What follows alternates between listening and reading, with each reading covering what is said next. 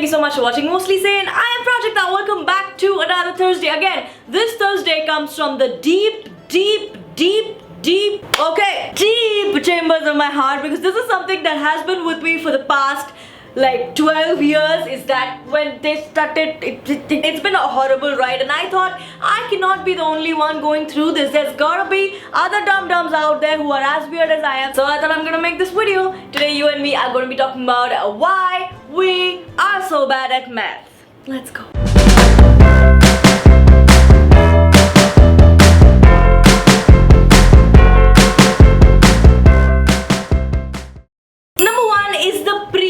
Phobia. Have you ever noticed this, that when you were in school, when you were really young, and then subjects and things and people and just generally life was being introduced to you, math was something that you were made aware of and scared of even before it hit you like a truck. Like, I remember we had basic maths from the first grade, and right before I went to my first grade, everyone around me, like my parents, my mom's friends, my friends' moms, all of that was like, oh, the maths, you know, now you'll have maths, now you'll have to do maths, now maths fun. So this tone is what put that pre-phobia in me. And then when we moved on to like the second and the third grade, people were like, oh, word problems. Later when we went ahead, and then people were like, oh, algebra, geometry, now you have algebra and geometry. Oh, do you know what this does to innocent minds who are trying to stumble their way through math textbooks? You know how Rajpal Yadav goes, Pani, yeah, that was me doing math. Math. Number 2 is missing numbers. Now, no matter how much people try to get me aware about how math is not an easy subject, how maths isn't everyone's cup of tea. True, but I still made my way through math. Still, we hit a point where numbers just went missing. What? Okay, maths is numbers. You basically work with numbers to solve all your life's problems. But what do you do when numbers go missing, and then there's a series of alphabets who come in pretending to be numbers, and then they think they can fool you like that? I mean, I was innocently sitting there going, 2 1s are 2, 2 2s are 4, 2 3s are 6, 2 4s are 8. When suddenly my teacher was like, Prajakta, if you remove 2 and put x there, and you remove the 1 and put y there, and you want a plus b to be equal to 786, what will you put about PQR and how?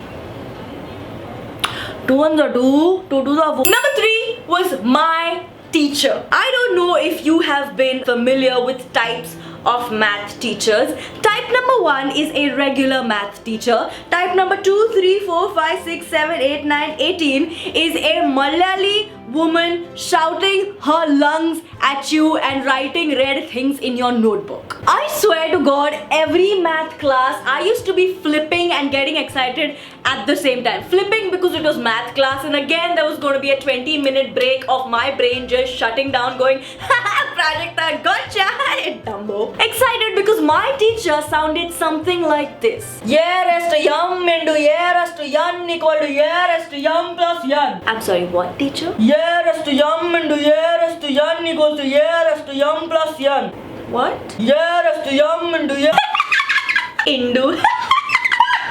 Well, this hyena was me during lectures, and that exact hyena was her when checking my paper. Number 4 is textbooks. Me as a child, like any other normal regular child, was very dependent on pictures when it comes to a book. Like, for example, every time I opened an English book which had a glossy image every now and then, I would get very excited. I went to a state board school, and my maths textbook was the most depressing set of pages in the world. It was basically like this thick, alright, and all grey with very faded figures in green. That's it. That was all the color scheme. Like, the Maharashtra State Board was going, alright, so this subject is already very boring for some people. I think we should put in more boring colors so they don't study and fail. Let's do, huh? Hands up, whoever wants to know that. Okay. Like, I would see Sidhali's textbook, who went to an ICSE school, and they would have these really pretty books, you know, where things were written in text that you could read, where things weren't faded, where colors looked like colors, and everything was so nice and pretty. It would make me want to study. But then my textbook,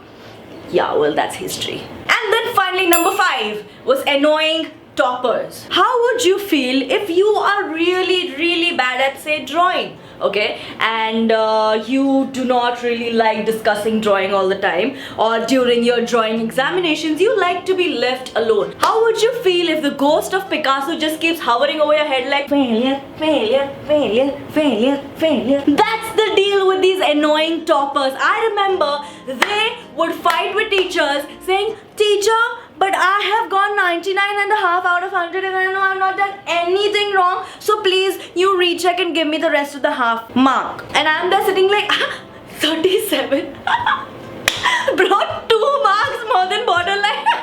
Awesome. Always topping the class, always knowing all the answers, always having their notebooks complete, always setting benchmarks that the rest of the 48 people in class would just strive to reach but would never, and then they would emerge victorious. Like, yeah, that's a surprise. Congratulations. Alright, so that was 5 reasons why I have always been super bad at maths. And I know some of you guys are just going like, well, if you're with me, then come, let's jump on the bandwagon. Put in the comments below saying why you were bad at math, why you were bad at any other subject. Give this video a big fat thumbs up. Subscribe to my channel if you like this video. Don't forget to come up with new videos every Tuesday, Thursday and Saturday. Hit the bell icon so you'll know every time this awesomeness can appear on your phone screen. I'll see you guys again on Saturday. Until we meet, love. Failure, failure, failure, failure, failure.